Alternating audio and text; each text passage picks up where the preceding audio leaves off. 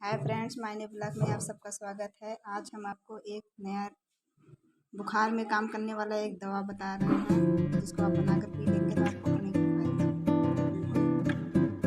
ये जो यूनानी जुसेंदा है, इसे जुखाम, बुखार, सिर दर्द और वायरल बुखार में नाक बहता हो, गला जाम हो, उसके लिए काढ़ा बनाया जा रहा है ना। काढ़ा यूनानी जुसेंदा जो कि बाजार में 10 रुपए के पैकेट मिलता है। इसको पहले फुला कर रख दें, रात को इसको भिगो दें सोते समय और सुबह इसका काढ़ा बना दें।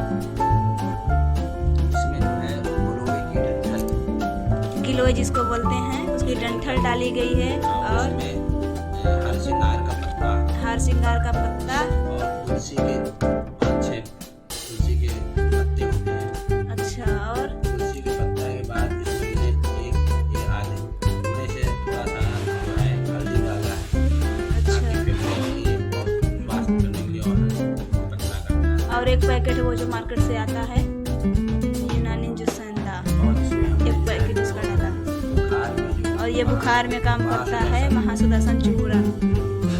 थोड़ा एक चूर्ण इसमें डाल दें। इसको जब तक पकाना